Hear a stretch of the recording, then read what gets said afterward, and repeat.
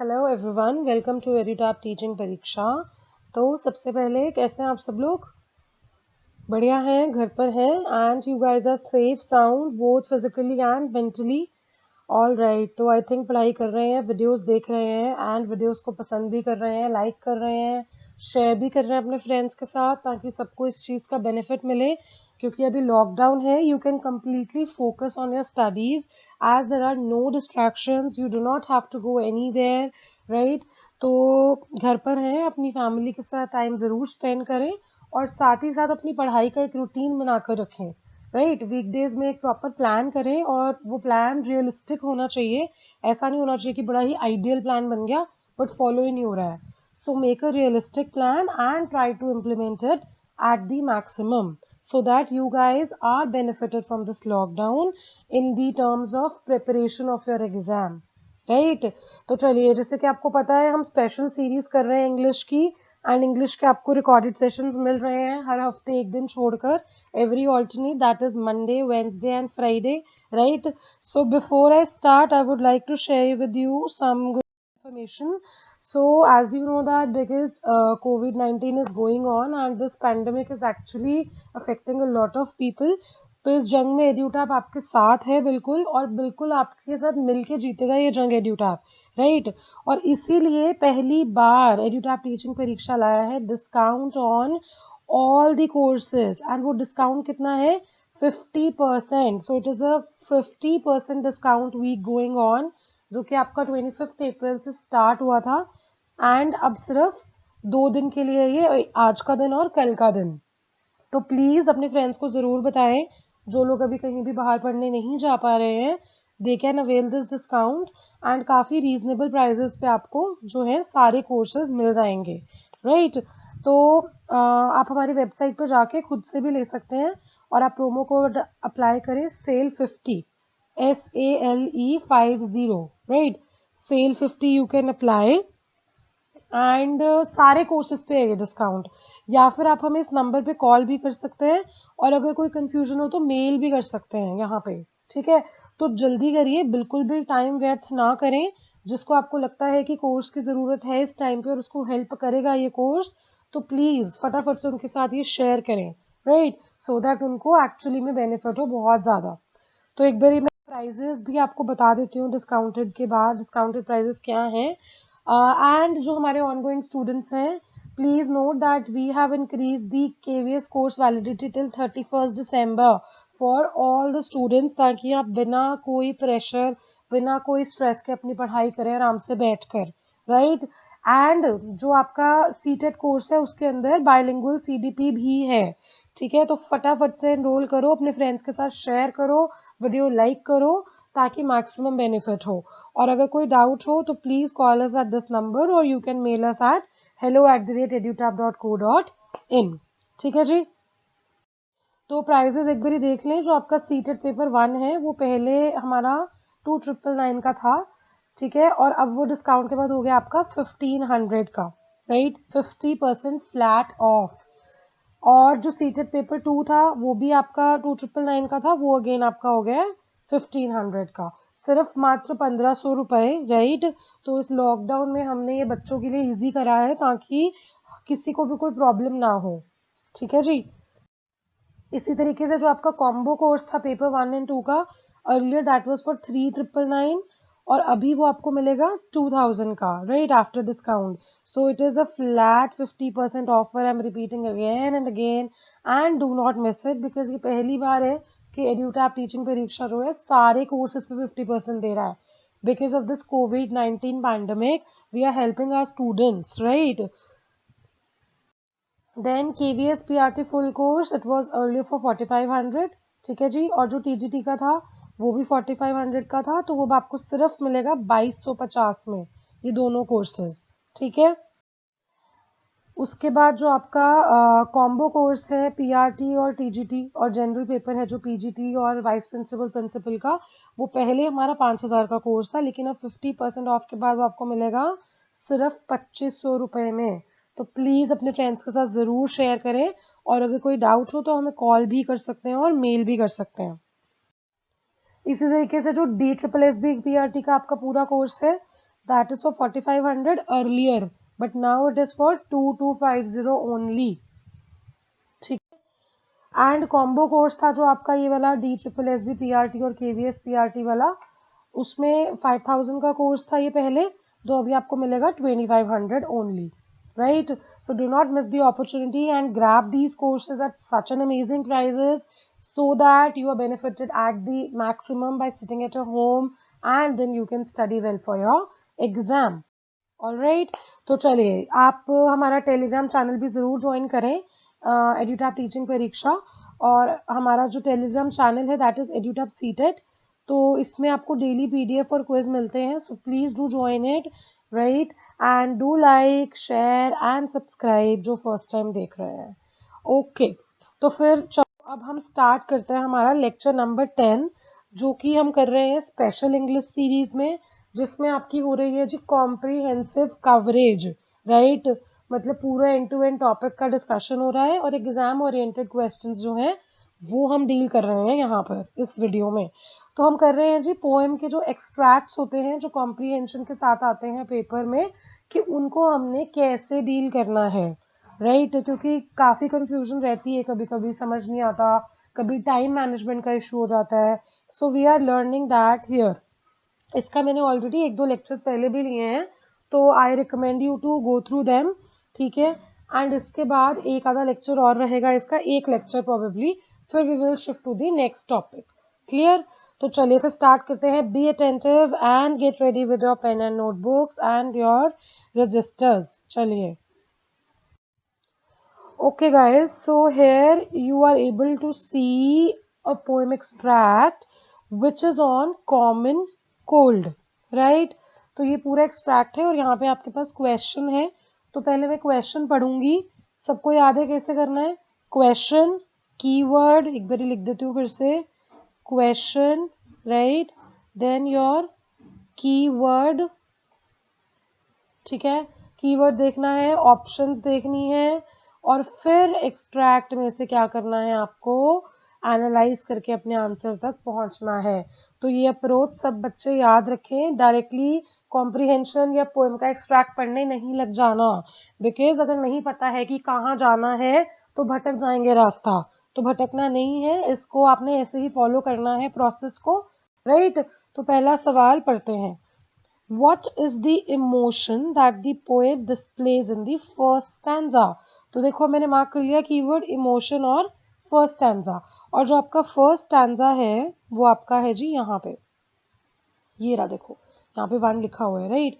तो पढ़ते हैं फर्स्ट स्टैंजा, यहाँ पे खत्म होता है, ठीक है, यहाँ तक इसको पढ़ते हैं।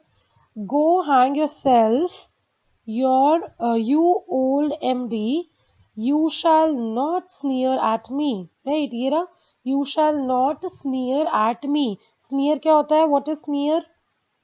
सोचिए, स्नीयर बेसिकली होता है कि मतलब आप ऐसा कुछ गलत ना बोलो या अपने फेस पे ऐसे एक्सप्रेशंस ना दो जो थोड़े से ऑफेंसिव हो, ठीक है। फिर क्या है? Pick up your hat and stethoscope, go wash your mouth with laundry soap, I contemplate a joy exquisite, I am not paying you for your visit, I did not call you to be told, my malady is a common cold. तो अब देखो इसमें हमारे पास options क्या हैं? Anger, Joy, jealousy या sympathy. अब आपको दिख रहा है कि थोड़ा सा इरिटेटिंग सा है ये, है ना, यहाँ पे कुछ मतलब एंगर से ही रिलेटेड लग रहा है हमें, कहीं पे भी जॉय की बात नहीं हो रही, कोई जेलसी जैसा कुछ नहीं है और सिंपैथी भी नहीं है। जैसे हम बोल रहे हैं गो हैंग योर सेल्फ, तो ऑब्वियसली थोड़ा गुस्से में है, राइट। So that is why here your answer is option number 1। तो आपने देखा कि कितनी जल्दी हम अपने आंसर तक पहुंच गए, है ना। और इस तरीके से अगर आप इस मेथड से चलेंगे तो you will very soon reach at your answer in exams also. So your answer is option number 1, right. समझ में आ गया सबको? अगर कोई डाउट हो तो आप कमेंट सेक्शन में लिख सकते हैं, I will try my best to get back to you as soon as possible, right. Because of some technical issues live sessions नहीं हो पा रहे हैं, तो मैं काफ़ी मिस कर रही हूँ आप लोगों के साथ अपना डायरेक्ट इंटरेक्शन जो कि पहले होता था मेरा यहाँ पे। तो बट कोई बात नहीं, इश्यूज से अभी डील करना है क्योंकि ये टाइम ही ऐसा है, तो इसीलिए कोई इश्यूज हो तो आप प्लीज़ हमें बताएं, ठीक है जी। तो चलिए आंसर इसका आपका था 1। तो अब अगले पे चलते हैं फिर। Why and at whom does the poet show his emotion? अब वो कह रहा है कि क्यों और किस पे, मतलब किसके सामने वो अपने इमोशन शो करता है. तो पढ़ते हैं options. At an old man because he has sneered at the poet. At a doctor for an incorrect diagnosis of his medical condition. At a friend who is happy at the poet's plight. या फिर at a doctor who has said that the poet merely has a cold. तो देखिए क्या होना चाहिए answer. Answer है जी आपका option number 4. At a doctor who has said that the poet merely has a cold. तो मैं आपको बताती हूँ कि आंसर कैसे हुआ. देखो यहाँ पे लिखा है ना, I did not call you to be told my malady is a common cold. कि मतलब उसने सिर्फ डॉक्टर को वहां पे इसलिए नहीं बुलाया कि वो उसको बताए कि ये तो सिर्फ कोल्ड ही है तुम्हें. तो that is why answer is your option number 4 which is here in the first stanza as I have marked. Right? Alright, so we are on question number 3. Let us read the question now. The poet describes his eyes as two red redundant eyes because. ठीक है. अब देखो keyword है आपके पास two red redundant eyes. अगर आप थोड़ा सा स्किम एंड स्कैन टेक्निक करोगे तो आपको यहाँ पे दिखेगा by those two red redundant eyes. ठीक है. तो आगे ऑप्शंस पढ़ते हैं क्या है. He cannot see properly due to cold. They show how furious the poet is. They have been affected by an eye disease. And last क्या है? In his medical condition, the poet is imagining things. Right? अब पढ़ते हैं यहाँ पे. By pounding brow and swollen lip, by fevers hot and scaly grip, by those two red redundant eyes that weep like woeful apple skies, by racking snuffle, snot and sniff, by handkerchief after handkerchief, this cold you wave away as naught is the damnedest cold man ever caught. अब देखिए obviously उसकी जो eyes हैं वो redundant हो गई हैं. Redundant मतलब कि वो कोई काम नहीं कर पा रही. वो किस लिए हुआ है? क्योंकि उसको कोल्ड की वजह से प्रॉपरली दिख नहीं पा रहा. So that is your option number 1. Right. जैसे यहाँ पे लिखा ही है कि it is the damnedest cold that man ever caught. So all these things जो यहाँ पे इस पैराग्राफ में हो रही हैं पोएट के साथ, that is because of the cold. तो उसकी आईज भी इसलिए रिडंडेंट हो गई है क्योंकि उसको नजर नहीं आ रहा. राइट. इतना ज्यादा कोल्ड उसका बढ़ गया है. Clear. So answer is your option number 1. तो क्वेश्चन नंबर 4 देखते हैं क्या कहता है अब हमें. Bacteria as large as mice is an instance of a या एन. ठीक है. तो यहाँ पे अब ये bacteria as large as a mice हमें देखना है कहाँ दिया हुआ है.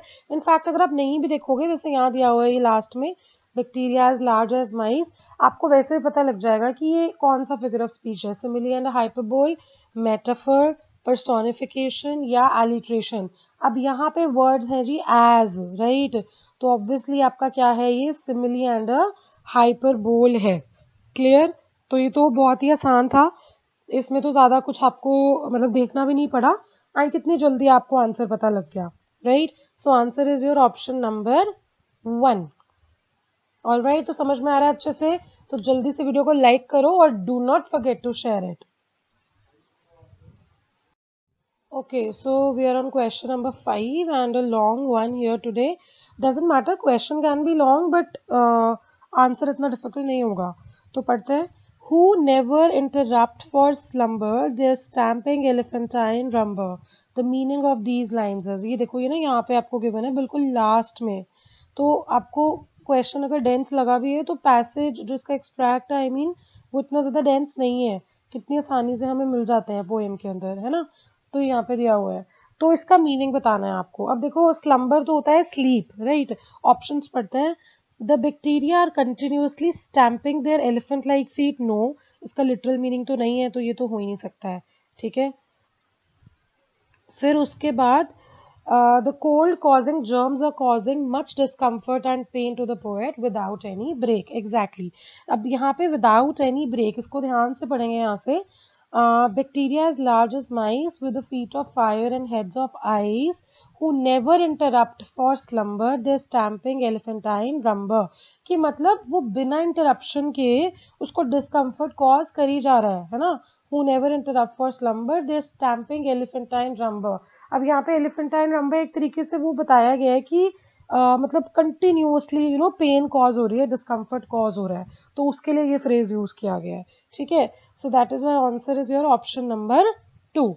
तो आपने देखा कि क्वेश्चन थोड़ा सा डेंस था, लेकिन अगर आपको मीनिंग समझ में आ जाता तो इतनी ज्यादा प्रॉब्लम नहीं होती है, आप आंसर तक अपने आराम से पहुंच जाते हो. ठीक है, okay. Question number 6. The general tone of the poem can be described as. अब देखो, जनरल टोन हमने पढ़ ही ली है, ऊपर वो थोड़ा सा कह सकते हो अब रूड टाइप तो है ही, है ना.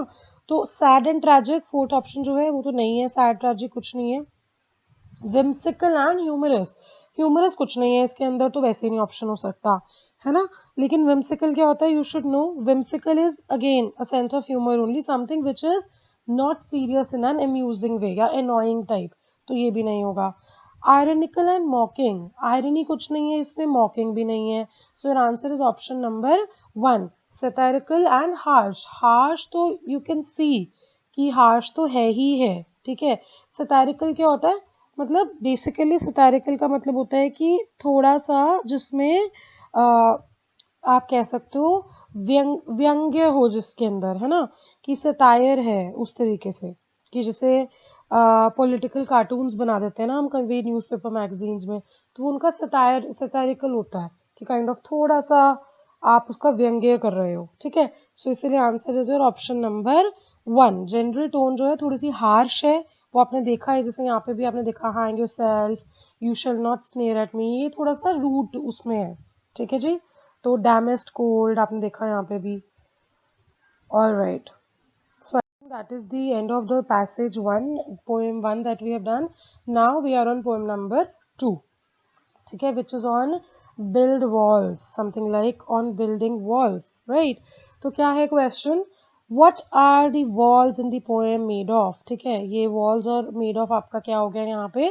Very good, keyword हो गया. तो walls जो है हमारी यहाँ पे किस चीज की बनी है? Options क्या हैं? Bricks or any physical material here, cement and tiles, blood and flesh, hidden feelings and thoughts.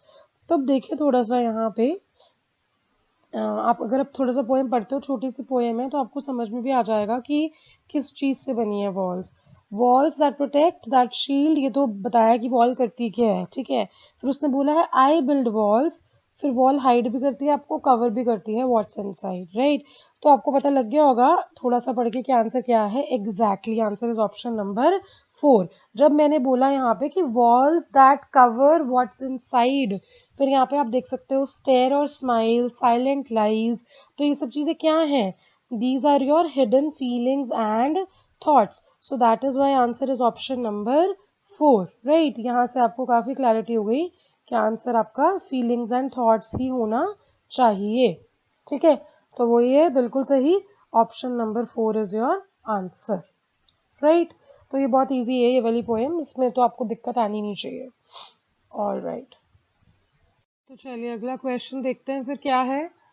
The poet uses walls as a simile, personification, metaphor या एलिट्रेशन. अब देखो, उसने हर जगह वॉल को एक कैरेक्टराइजेशन दी है ना. तो जब भी किसी चीज को हम कैरेक्टराइजेशन देते हैं तो वो क्या हो जाता है? पर्सोनिफिकेशन हो जाता है. लाइक आपने देखा यहाँ पे कि walls that hide, walls that cover what's inside, और हर जगह पे ही silent lies, even block my eyes, I love so very much. तो ये सारी चीजें से हमें पता लग रहा है कि उन्होंने वॉल्स को भी एक कैरेक्टर की तरह ही ट्रीट करा है, पर्सोनिफाई करा है. तो answer is option number 2, that is personification. Clear? ठीक है, बहुत अच्छे से समझ में आ रहा है. ओके, अगला क्वेश्चन क्या है. When walls act as a protection they do not reveal what is inside, make one shed tears, touch the ones who are truly loved, and surrender to strong feelings. हमने यहाँ पढ़ा था walls that cover what's inside, तो obviously answer क्या होगा? Option number 1, कि जब भी वो एज अ प्रोटेक्शन होती है वॉल, तो वो क्या करती है, वो रिवील नहीं करती कि उसके अंदर दिल में क्या है, क्या बात है। ठीक है, जैसे कि आपकी फ्रेंड को अगर आप कोई बात बताओ जो आप अपना सीक्रेट शेयर कर रहे हो, तो ऑब्वियसली वो प्रोटेक्ट कैसे करेगा आपका सीक्रेट, कि वो कवर करेगा, रिवील नहीं करेगा जो सीक्रेट है उसके दिल में जो आपने उसको बताया है। तो सिमिलरली वॉल्स का यहाँ पे उन्होंने यही बोला है, तो answer is your option number 1, right.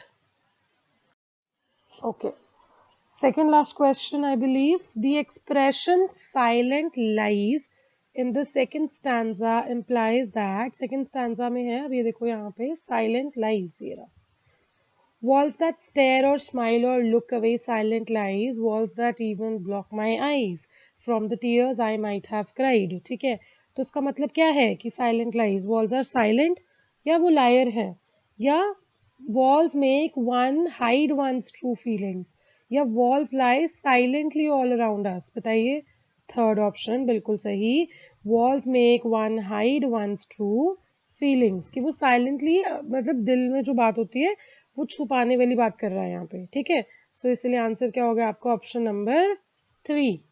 Very good. Okay, why is it not a good idea to have these walls, क्यों नहीं, मतलब is it not a good idea to have these walls, why.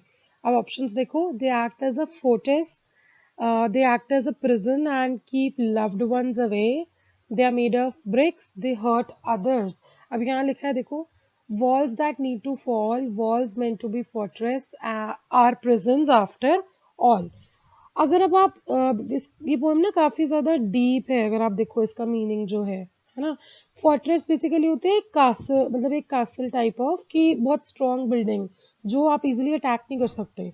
तो basically जो इसका मतलब है यहाँ पे वो ये है कि ऑब्वियस है कि जो वॉल है वो जो मतलब आप जो बिल्ड करते हो अपने आसपास इसलिए कि कोई और उसमें ना आ पाए और अपनी फीलिंग्स आप हाइड करो, वो एक्चुअली में जो फोर्ट्रेस की तरह होनी चाहिए वो क्या हो जाती है, प्रिजन, और आपको अपने लव्ड वन से दूर रखती हैं। ठीक है, तो जो अपने आसपास दीवारें बना के खड़ी की होती हैं लोगों ने कि हम किसी से बात नहीं करेंगे, हम अपने दुख जो है अपने अंदर ही रखेंगे, शेयर नहीं करेंगे, उस सेंस में है ये।